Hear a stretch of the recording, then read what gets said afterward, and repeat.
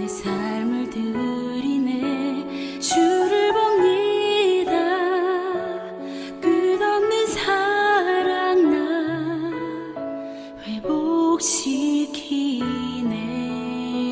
회복시키네. 주 앞에 나와 제사를 드리네. 마음 열어 내 삶을 드리네. 주를 봅니다. 끝없는 사랑 날 회복시키네. 이제 눈 들어 주 보네. 그 능력 날 새롭게 해. 주님의 사랑 날 만지시니 내 모든 두려움 사라지네. 폭풍 속에도 주 붙들고 믿음으로 주와 건네. 갈보리 언덕 넘어 그 어느 날 주 안에 온전케 되리.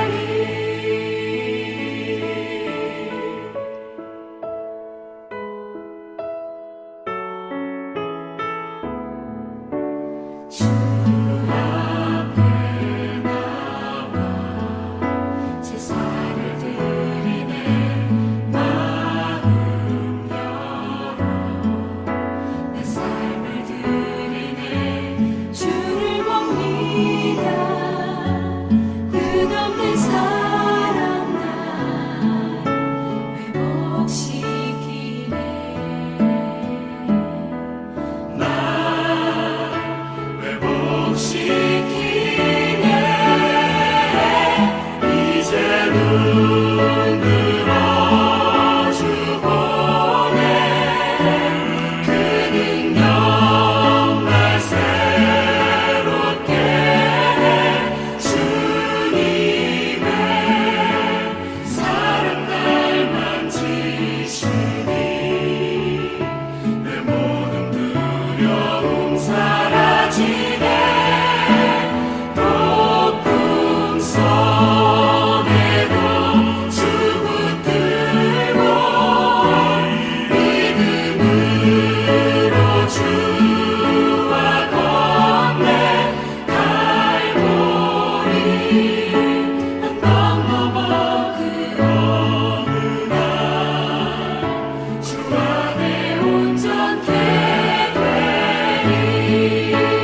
이제 눈 들어 주 보네. 그 능력 날 새롭게 해. 주님의 사랑 날 만지시니 내 모든 두려움 사라지네. 폭풍 속에도 주 붙들고 믿음으로 주와 건네. 갈보리 언덕 넘어 그 어느 날 주 안에 온전케 되리.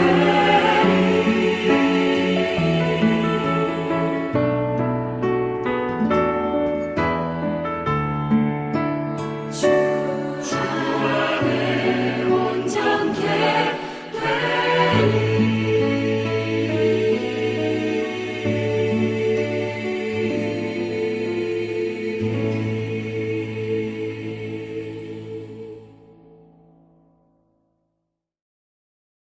우리 다 함께 사도신경 고백 드리심으로 7월 24일 주일 예배를 하나님께 올려드리겠습니다. 전능하사 천지를 만드신 하나님 아버지를 내가 믿사오며 그 외아들 우리 주 예수 그리스도를 믿사오니 이는 성령으로 잉태하사 동정녀 마리아에게 나시고 본디오 빌라도에게 고난을 받으사 십자가에 못 박혀 죽으시고 장사한 지 사흘 만에 죽은 자 가운데서 다시 살아나시며 하늘에 오르사 전능하신 하나님 우편에 앉아 계시다가 저리로서 산자와 죽은 자를 심판하러 오시리라. 성령을 믿사오며 거룩한 공예와 성도가 서로 교통하는 것과 죄를 사하여 주시는 것과 몸이 다시 사는 것과 영원히 사는 것을 믿사옵나이다. 아멘. 교회 소식 전하겠습니다. 이제 드디어 내일부터 현장 모임을 시작합니다. 오늘 주일까지는 영상으로 예배를 드리고요. 내일 월요일 새벽 기도회, 그리고 수요 예배, 그리고 금요 기도회 모든 모임은 현장에서 드리게 될 것입니다. 교육부서도 오늘까지는 영상으로 함께 예배를 드릴 것입니다. 특별히 수요 예배는 구약의 파노라마로 우리 부모님과 자녀들과 함께하는 시간이 되기를 원하는데요. 자녀들과 함께 나오셔서 모션을 통해서 구약 성경의 공부를 함께 할 수 있기를 원합니다. 로뎀 카페도 내일부터 정상 영업을 합니다. 12시부터 오후 5시까지 영업을 합니다. 봉사자 모집 있습니다. 유치부, 초등부, 중고등부 교사, 그리고 금요기도에 싱어와 드럼, 자막 등 봉사를 해 주실 분을 모시고 있는데요. 마음에 동하시는 분들은 신청해 주시면 감사하겠습니다. 2기 새가족 가정 우리가 함께 오랫동안 모이지 못했는데요. 7월 31일 11시에 목양실에서 진행하고자 합니다. 주보 광고에는 11시 30분으로 나갔는데요. 11시에 모이도록 하겠습니다. 우리 함께 드린 헌금을 위해서 봉헌기도 올려드리겠습니다. 하나님 아버지 감사합니다. 각 처소에서 우리 성도님들이 귀한 물질을 하나님 앞에 올려드리며 또한 마음으로 온 마음을 다 함께 모아서 정성으로 예배를 드리며 찬양을 올려드리며 기도합니다. 주님께 받은 것을 돌려드리는 것이만 하나님께 올려드리는 향기로운 제물이 될 줄 믿습니다. 또한 하나님을 기쁘시게 하는 귀한 물질이 될 수 있기를 간절히 원합니다. 하나님께서 드린 그 손길들을 축복하여 주셔서 어려운 직장을 주님 도와주시고 풍성하게 모든 쓸 것들을 채워주시기를 간절히 소원합니다. 사도 바울이 가이오 장로님을 향하여서 기도했던 것처럼 영혼이 잘됨 같이 범사가 잘되고 강건하기를 구하오니 주님 그러한 축복들이 우리 모든 무성연합교회 성도님들 가운데 넘치게 하여 주시옵소서. 예배 가운데도 주께서 함께하여 주시기를 간절히 소원하고 사랑 많으신 우리 구주 예수 그리스도의 이름으로 축복하며 기도드리옵나이다. 아멘. 우리 함께 오늘 본문 말씀을 읽도록 하겠습니다. 함께 보실 말씀은 빌립보서 4장 4절에서 7절 말씀입니다. 같이 읽겠습니다.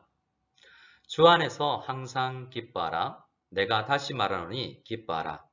너희 관용을 모든 사람에게 알게 하라. 주께서 가까우시니라. 아무것도 염려하지 말고 다만 모든 일에 기도와 간구로 너희 구할 것을 감사함으로 하나님께 아뢰라. 그리하면 모든 지각에 뛰어난 하나님의 평강이 그리스도 예수 안에서 너희 마음과 생각을 지키시리라. 아멘. 우리는 그동안 주일마다 사도행전을 묵상해 왔는데요. 사도 바울 일행이 안디옥 교회 파송으로 2차 선교 여행을 떠나서 성령님의 인도로 마게도냐 지역의 첫 성인 빌립보 지역에 도착을 했고 빌립보 교회가 세워지는 과정의 이야기가 기록된 사도행전 16장까지 함께 묵상했었습니다. 이번 주와 다음 주는 그때 세워진 빌립보 교회에 보낸 서신인 빌립보서를 함께 묵상하고자 합니다. 빌립보서는 이러한 인사말로 시작을 하는데요. 그리스도 예수의 종 바울과 디모데는 그리스도 예수 안에서 빌립보에 사는 모든 성도와 또한 감독들과 집사들에게 편지하노니 하나님 우리 아버지와 주 예수 그리스도로부터 은혜와 평강이 너에게 있을지어다. 이러한 말로 시작을 합니다. 사도 바울의 이 인사말을 보면 자색 옷감 장사 루디아의 가족, 그리고 귀신 들렸던 여종, 그리고 빌립보 감옥의 간수의 가족, 이렇게 세 가정으로 시작한 교회가 수년의 세월이 흐르고 난 다음에 이제 목회자가 청빙되고 직분자들도 세워진 번듯한 교회로 서 있는 모습을 볼 수가 있습니다. 바울의 인사말을 마치자마자 하나님께 감사를 올려드리는데요. 빌립보 교회를 생각할 때마다 감사가 나온다는 말입니다. 이 말은 의미 없이 던지는 인사치레가 아닐 것입니다. 한 교회가 시작되고 목회자를 청빙하고 직분자를 세우기까지 수많은 난관을 만나게 되었겠죠. 그리고 성도들의 많은 헌신과 열정이 필요한 것을 사도 바울이 알고 있기 때문입니다. 교회가 무너지지 않고 하나님의 도우심으로 지금까지 오게 하심에 사도 바울은 감사를 하나님께 올려드린 것입니다.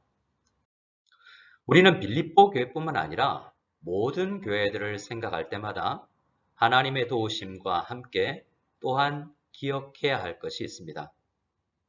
비록 지금 그 교회를 출석하고 있지는 않지만 그 교회를 위해서 기도하는 사람들이 있다는 것입니다. 4절 말씀을 보시기 바랍니다. 간구할 때마다 너희 무리를 위하여 기쁨으로 항상 간구함은. 사도 바울은 기도 시간마다 빌립보 교회를 위해서 기도한다고 말하고 있지 않습니까? 한 교회가 세워지기 위해서는 많은 성도님들의 기도가 필요한 것입니다. 우리 교회를 다니셨던 집사님 한 분이 문자를 보내오셨는데요. 잠시 소개할까 합니다. 귀국하신 지는 한 3년이 넘었지만 가끔 무석연합교회가 생각날 때면 기도하고서는 문자를 보내주시는 귀한 집사님이신데요. 제가 한번 읽어드리도록 하겠습니다.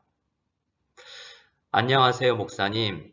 코로나 상황이 좀 나아진 듯한데 예배는 드릴 수 있는지, 목사님 가족과 성도님들 모두 잘 계시는지 궁금하네요. 여러 가지 어려움 가운데 많이 지치시지는 않을까 많이 걱정하고 신경이 쓰입니다. 그저 기도만 하겠습니다. 저희 환경과 상황은 많이 바뀌었지만 저는 우시에서 지냈던 모든 시간들이 지금을 위한 혹은 앞으로의 저의 인생을 위한 준비였다라는 것을 너무나도 확실히 느끼고 믿고 있습니다. 제가 가장 힘들고 방황할 때 항상 관심 가져주시고 기도해 주신 교회에 감사드립니다. 잊지 않겠습니다. 저도 목사님과 교회를 위해 기도하겠습니다.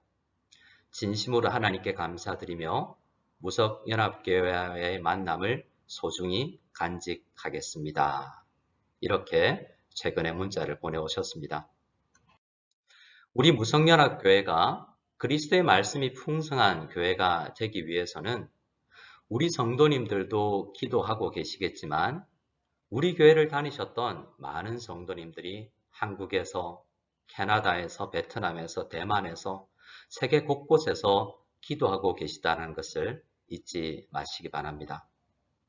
오늘 예배를 드리시는 우리 모든 성도님들도 오늘 예배를 마치실 때 지난날 몸담았던 교회를 생각하며 축복하며 기도하실 수 있기를 바랍니다. 빌립보 교회에 대해서 다시 한번 생각해 보기를 원합니다. 빌립보 교회는 어떤 교회일까요? 사도 바울이 가장 먼저 언급하는 빌립보 교회의 특징은 첫날부터 이제까지 복음을 위한 일에 참여하여 온 교회라는 것입니다. 6절에서는 그 복음에 참여한 것을 착한 일이라고 말하는데요. 빌립보 교회가 복음을 위한 행한 일은 구체적으로 어떤 일일까요? 4장을 보면 빌립보 교회가 복음을 위해 행한 일이 어떤 것이었는지 짐작해 볼 수 있습니다. 빌립보 교회는 복음을 접하고 교회를 개척할 당시부터 사도 바울 선교팀을 물질적으로 후원해 왔음을 알 수 있습니다. 복음의 시초에 내가 마게도냐를 떠날 때에 주고받는 내 일에 참여한 교회가 너희 외에 아무도 없었다라고 말하고 있죠. 사도 바울은 여러 지역을 다니며 선교를 했는데요. 빌립보 교회가 독특하게 선교사들을 후원하는 일에 특별한 열심이 있었다라는 말입니다. 우리가 함께 살펴보았던 사도행전 16장을 보면 빌립보 교회의 개척 멤버였던 루디아와 간수가 행한 동일한 행동이 있는데요. 그 동일한 행동은 자기의 집으로 선교사 일행을 초대하여 대접하고 그리고 식사를 대접한 일입니다. 자색 옷감 장사 루디아의 경우에는 자기 집을 빌립보 복음전도의 전초 기지로 제공하기까지 했습니다.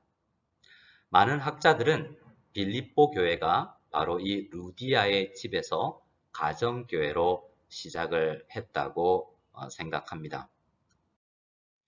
사실 사도 바울이 이번에 편지를 쓴 이유 중에 하나는 빌립보 교회가 에바브로디도 편에 선교 후원금을 보내온 것에 대한 감사의 표시를 하기 위해서였습니다.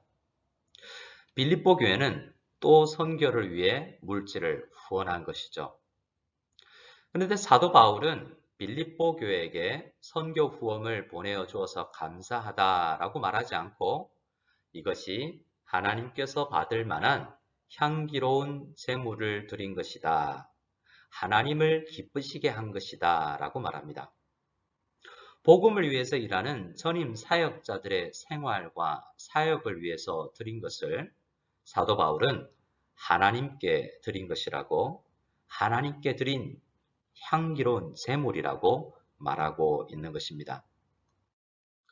그리고 그렇게 섬기는 빌립보 교회를 위해서 사도 바울은 이렇게 그들을 위해 축복하며 기도합니다.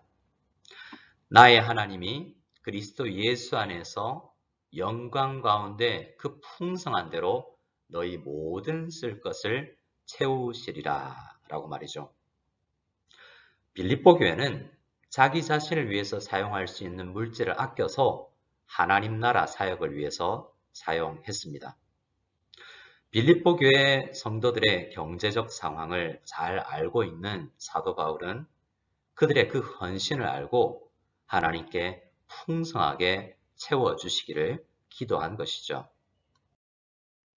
이렇게 빌립보 교회는 서로가 서로를 축복하는 참 좋은 교회였던 것이 분명합니다. 그러면 빌립보 교회는 아무런 문제가 없었던 것일까요? 빌립보서를 보면 그것이 아니고 빌립보 교회 안에도 몇 가지 문제가 있었던 것을 볼 수가 있습니다. 사도 바울이 빌립보 교회에 편지를 한 이유는 말씀드린 것처럼 선교 후원금에 감사를 전하기 위함이었는데요. 그 이유뿐만이 아니었습니다. 사도 바울이 빌립보 교회에 편지를 한 이유는 선교 후원에 대한 감사 외에도 크게 두 가지 이유가 있는데요. 그 중에 하나는 빌립보 교회가 잘못된 유대주의자들로 인해서 복음에 대한 확신이 흔들리고 있었다는 것을 지적하기 위해서였습니다. 3장 2절에서 사도 바울은 이렇게 말합니다. 개들을 삼가고 행악하는 자들을 삼가고 몸을 상해하는 일을 삼가라 라고 말이죠. 사도 바울은 삼가고 삼가고 삼가라 라고 3번이나 삼가라 라고 말하고 있습니다. 여기서 삼가라 라는 말은 영어 성경들에서는 watch out 혹은 look out 이라고 번역하는 단어입니다.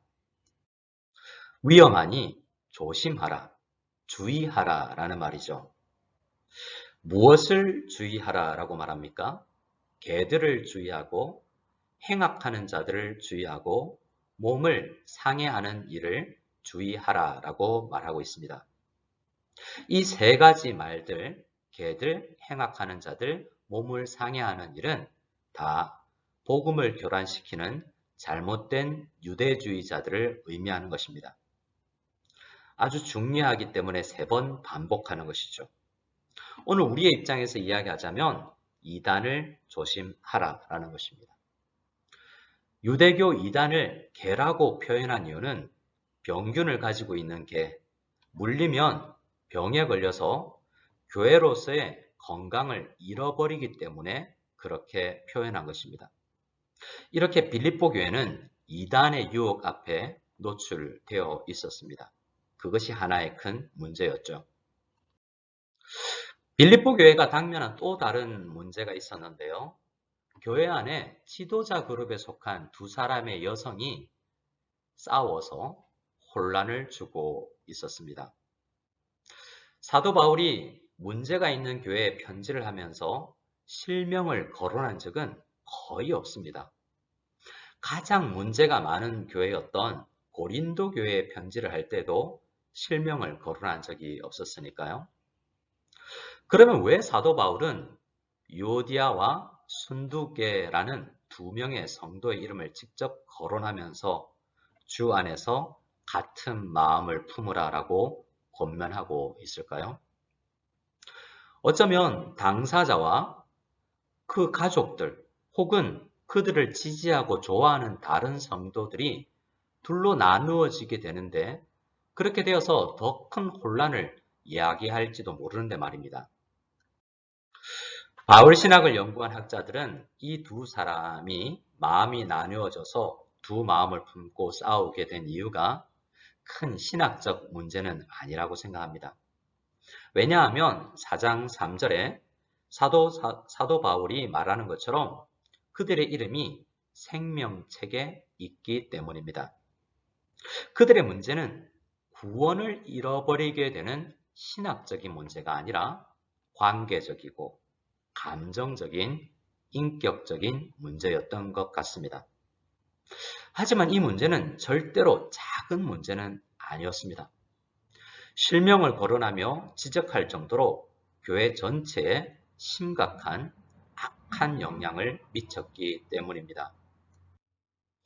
빌립보 교회가 직면한 이 두 가지 문제는 빌립보 교회 성도들 전체에게 기쁨을 잃어버리게 만드는 역할을 했습니다. 아주 악한 영향력이죠. 사도행전 16장을 보면 빌립보 교회의 개척 멤버들이 복음을 듣고 세례를 받았을 때에 온 집안이 하나님을 믿음으로 크게 기뻐했다라고 밝히고 있지 않습니까? 개척 때부터 큰 기쁨이 그 교회 안에 있었던 것입니다. 그런데 지금 빌립보 교회는 기쁨을 상실해가는 교회가 되어 있었던 것이죠. 앞서 말씀드린 그 큰 두 가지 문제 때문에 말입니다. 그래서 빌립보서 전체를 통해 가장 강조되는 것 중에 하나가 기쁨입니다. 기쁨을 회복하고 기쁨을 가져야 된다는 것이죠. 그 어떤 성경보다도 기쁨을 강조하는 서신이 바로 이 빌립보서라는 것을 아마도 우리 성도님들도 잘 알고 계실 것입니다. 저는 기쁨의 신학자 존 파이퍼 목사가 말하는 이 문장을 참 좋아하는데요. 제가 한번 읽어보겠습니다. 그리스도 안에서 발견하는 기쁨은 자비와 선교와 순교를 가능케 하는 힘이다. 다시 한번 읽어드립니다. 그리스도 안에서 발견하는 기쁨은 자비와 선교와 순교를 가능하게 하는 힘이다. 바울이 빌립보에 이 편지를 보낸 이유 중에 하나가 선교 후원금에 대한 감사를 표하기 위해서라고 말씀드렸는데요. 그것은 빌립보서 1장의 표현으로 옮기자면 복음을 위한 일에 참여하는 것이요 착한 일입니다. 교회는 성도가 숫자적으로 부흥을 했으며 목회자도 청빙되고 직분자들도 세워져서 이제 교회는 이 빌립보 교회는 중견 교회가 되었습니다. 그리고 여전히 선교에 동참하고 있습니다. 그런데요. 하지만 기쁨을 상실해 가고 있었던 것입니다. 그것이 빌립보 교회의 가장 큰 문제였습니다. 성도 여러분, 우리도 그렇게 될 수 있지 않습니까? 그리스도 안에 있는 기쁨으로 구제하고 선교하며 교회 안에서 주어진 직분을 감당해야 하는데, 직분을 감당하고는 있지만 기쁨을 상실했다면 빌립보서는 바로 우리에게 주시는 하나님의 편지일 것입니다. 사도 바울이 유오디아와 순두계라는 두 사람의 이름을 언급하면서 주 안에서 같은 마음으로 같은 마음을 품으라 라고 권면하고 나서 그 이후 바로 4절에서 이렇게 말합니다. 주 안에서 항상 기뻐하라. 내가 다시 말하노니 기뻐하라. 주 안에서 항상 기뻐하라. 내가 다시 말하노니 기뻐하라 라고 말입니다. 주 안에서 같은 마음을 품어야 하는데요. 그 같은 마음의 핵심은 그리스도 안에 있는 기쁨인 것입니다. 이것은 명령입니다. 빌립보 교회만을 위한 명령이 아니라 우리 모두를 위한 명령이죠. 저는 말씀을 준비하면서 저의 마음을 살펴보았습니다. 나는 기쁨으로 사역하고 있는가? 나는 설교를 준비하면서 기쁜가? 나는 성도들을 위해서 섬기는 것을 기뻐하는가? 나의 사역은 그리스도 안에 발견한 그 기쁨이 원동력이 되어서 진행되고 있는 것인가? 라고 제 마음에 질문해보고 제 마음을 살펴보았습니다. 매년 교회에서 휴가를 주시면 한국을 방문해 왔는데요.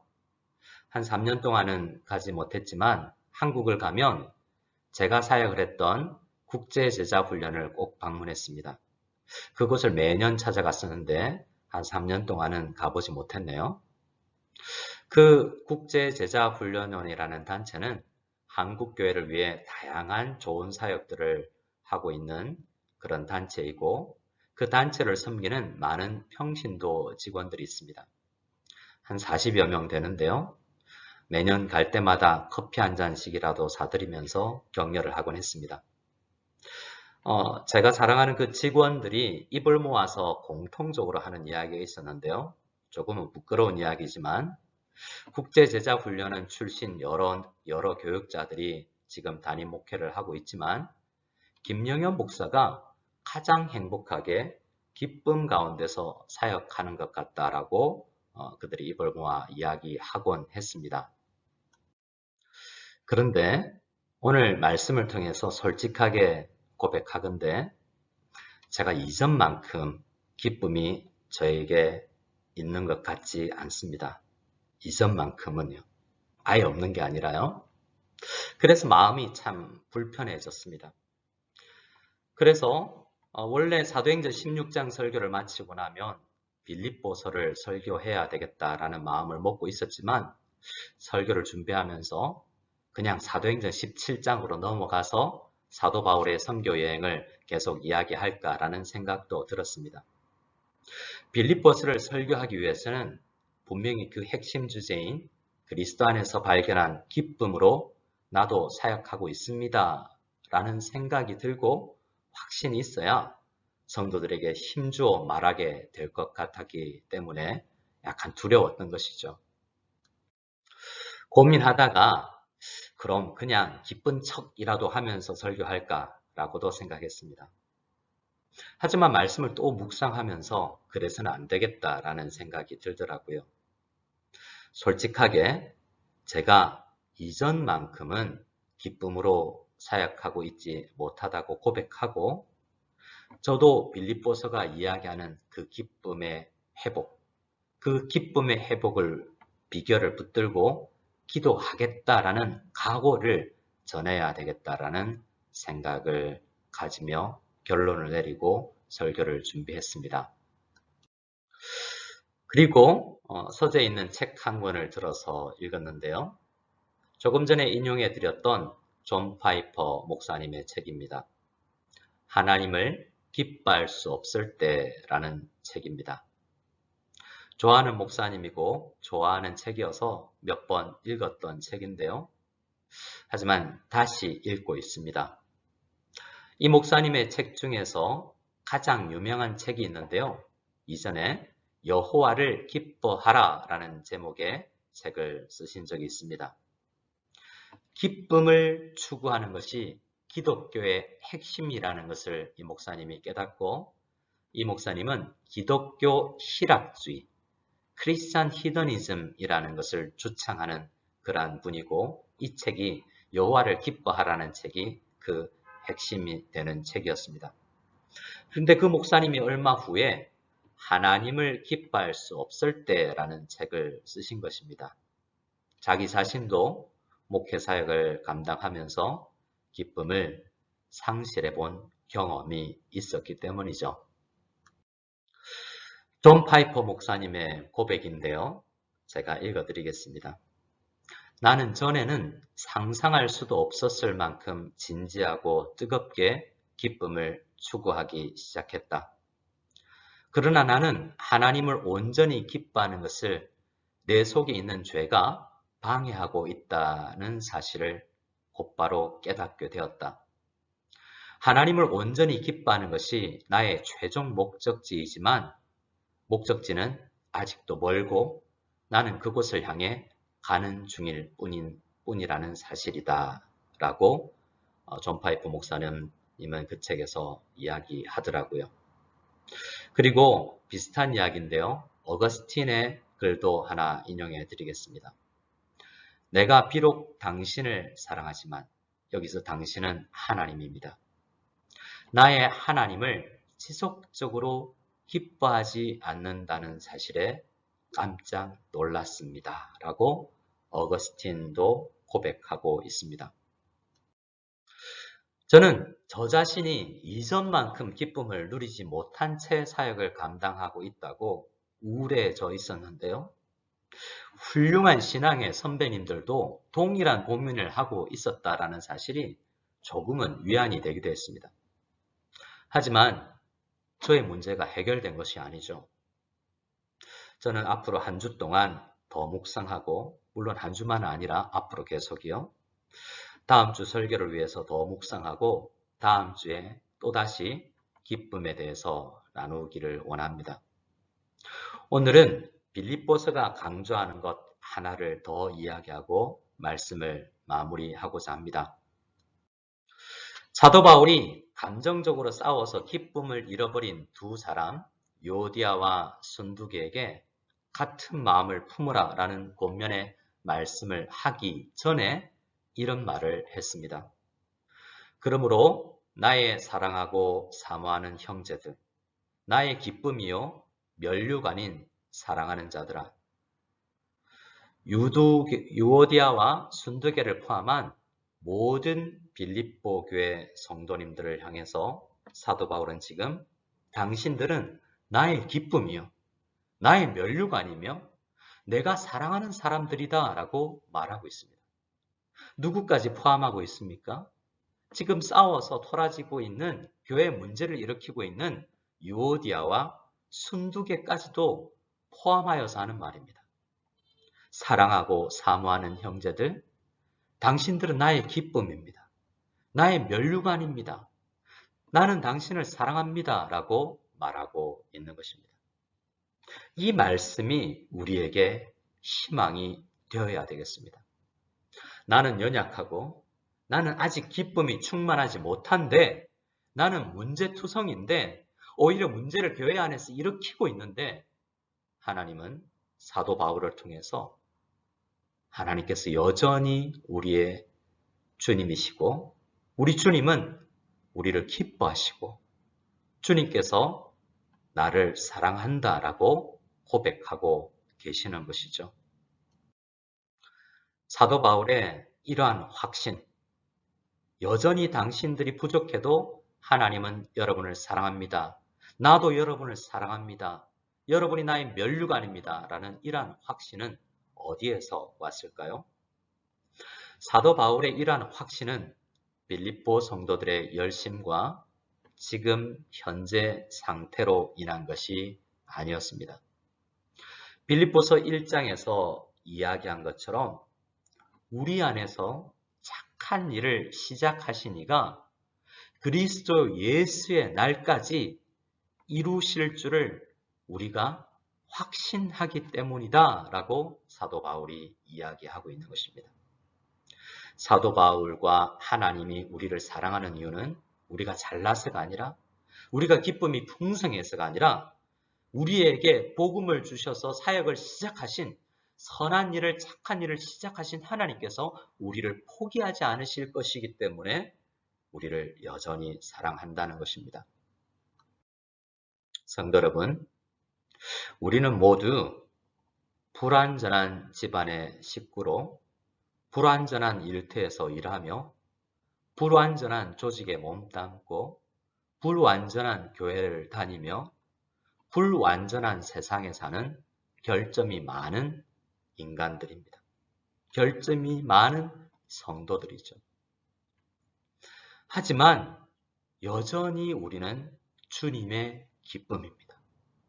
우리 가운데 기쁨이 없지만 우리는 여전히 주님의 기쁨이라는 것이 오늘 빌립보서가 우리에게 이야기하는 것입니다. 주님께서 우리 성도님들을 사랑하신다라는 것은 우리의 상태와 상관없이 우리는 주님의 기쁨이 된다는 것을 잊지 않으시기 바랍니다. 그리고 우리 서로 이 한 주 동안 우리의 기쁨의 회복을 위해서, 저같이 못난 사역자의 또한 기쁨의 회복을 위해서, 우리 교회 안에 그리스도 안에 있는 기쁨을 발견하는 성도들이 많아질 수 있도록 우리 간절히 한 주 동안 기도하고 다음 주일날 만났으면 좋겠습니다.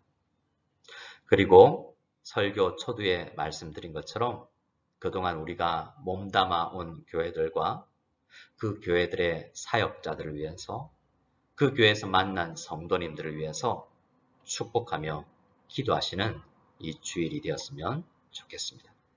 다음 주에 계속해서 빌립보서 말씀을 통해서 만나도록 하겠습니다. 개인적으로 묵상해 오시면 감사하겠습니다. 함께 축도드리겠습니다. 이제는 예수 그리스도의 한이 없는 은혜와 하나님의 사랑과 성령의 교통하심이 말씀을 듣고 부족하고 연약하고 아직 기쁨으로 충만하지 않을지라도 여전히 우리 주님은 우리를 사랑하시고 우리는 주님의 기쁨이 된다라는 것을 믿고 주님께서 우리에게 행하실 그 일을 기대하는 모든 무성연합교회 성도들 머리 위에마다 지금으로부터 영원까지 함께 계실지어다.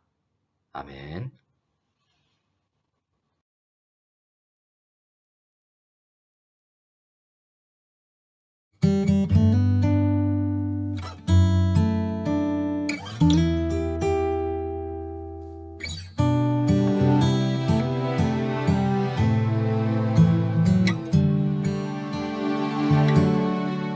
고달픈 삶의 은혜도 무뎌지고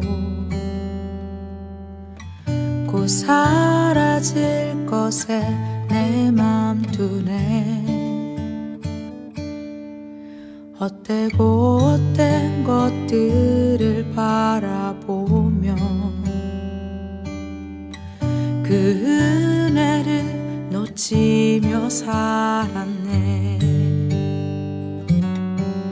주어진 삶을 묵묵히 살아가며 날 붙드신 주 예수를 보내. 사망 가운데 놓여진 나의 삶을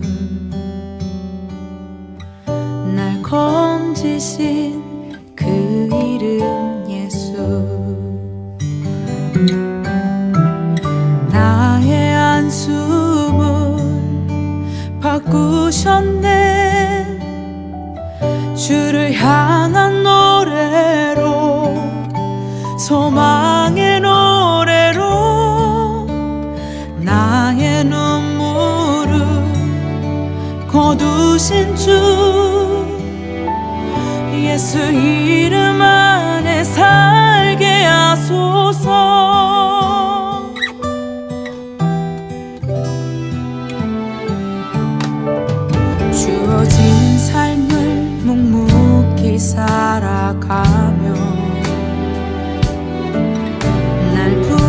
되신 주 예수를 보내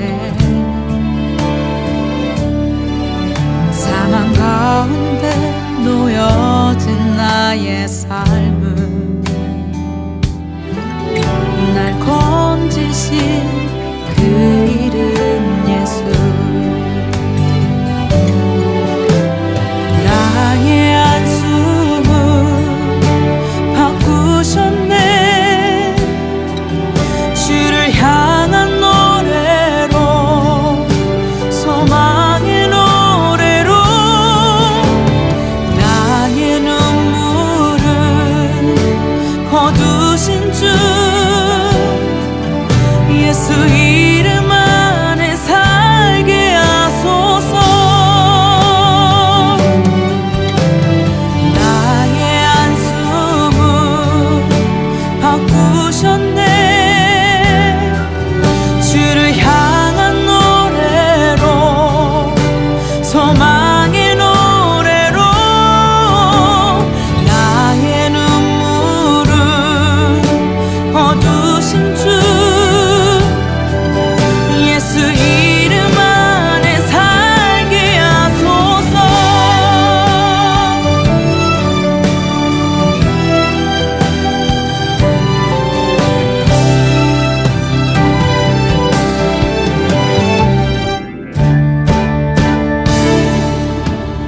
나의 한숨을 바꾸셨네